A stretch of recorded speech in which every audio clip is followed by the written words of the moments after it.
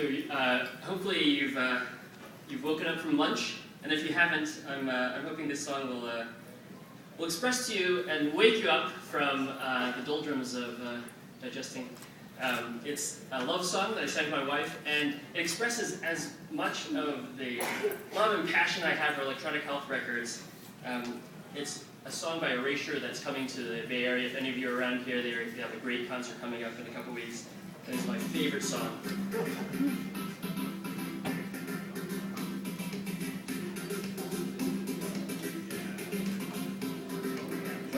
Sorry, I just lost the lyrics.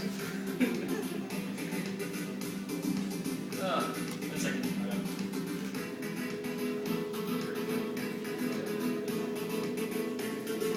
This went over much better yesterday.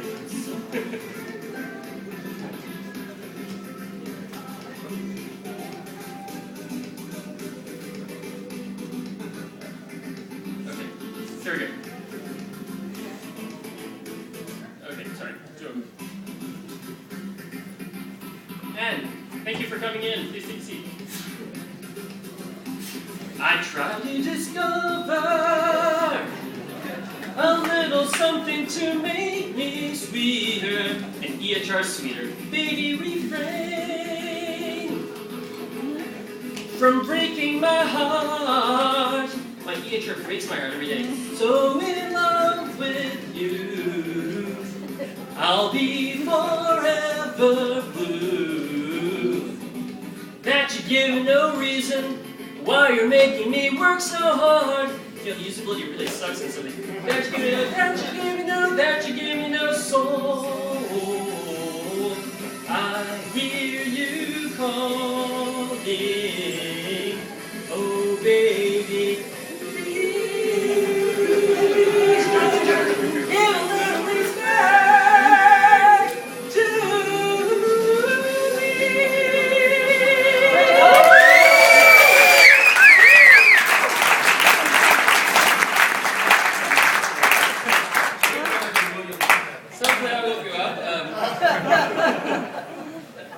I'm a full-time family physician down in Palo Alto, California. We have 1,000 physicians and care for 1 million patients here in the peninsula, and we have a third of our 1 million patients participating in our online portal to be able to access and communicate with us. I wanted to share a little bit about social media. We have 2 great social media companies presenting today, and also some EMR and data-oriented companies.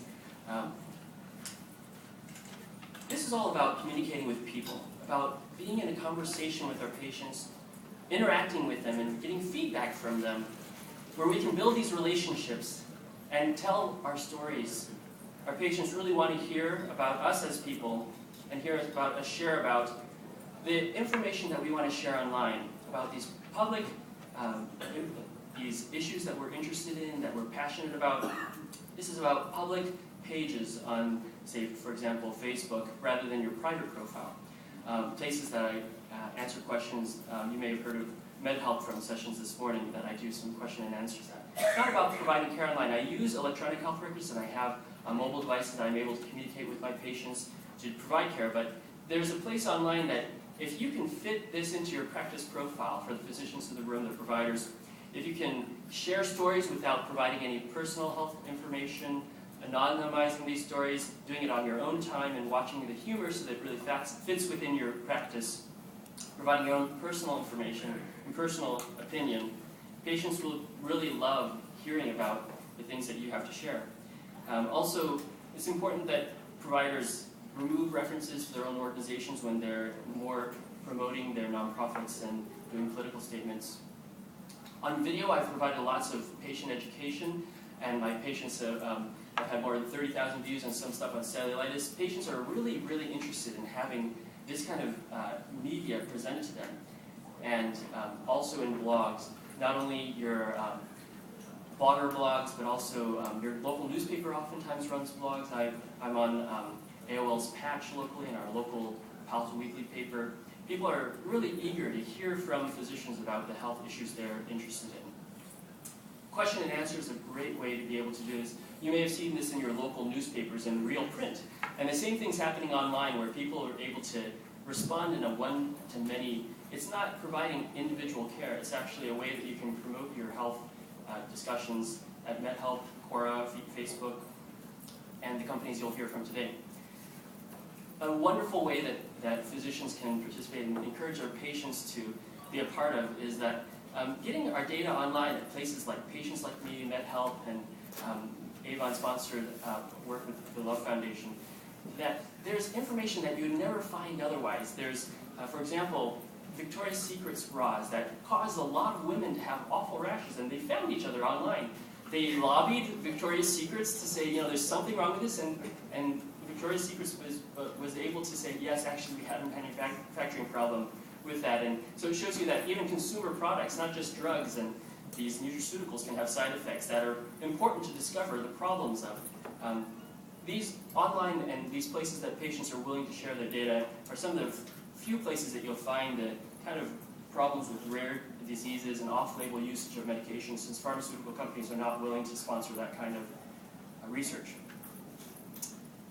In our group, we do a lot of collaboration, and so we really shied away from the public Wikipedia because anybody could go and edit that, but internal blogs and wikis and SharePoints are a lot of the ways that, other than email, we were able to get better connected. And online, if physicians want a safe way of participating, what's really a great way is to just rate and like the content that your professional organizations are releasing, tagging it, sharing it with people you think that would be helpful. But do it with your own identity, your real name, because there's a Rhode Island physician just a few months ago that the patient was able to recognize their story, even though the doctor had taken out all the personal health information, all the identifying. That patient was able to recognize the emotional content behind, and that physician was fired. So it's really important to really blog with your own name, share those stories, and do it in a way that's much long after and anonymized, make it completely different. The safest thing is to stick with talking about diseases, and all this interaction is done across platforms. You'll hear and see some mobile platforms today, and it's a way to be able to participate in this wild and woolly internet that allows an uncontrolled and unorganized place where we can share and increase our health information, our understanding. I would just want to encourage docs, if they want to do this, make sure that you say online only what you tell your worst enemy, because this information is shared with everyone. So thank you so much for having me come. I've been so excited to be a part of this since the start, and we have, as our first presenter,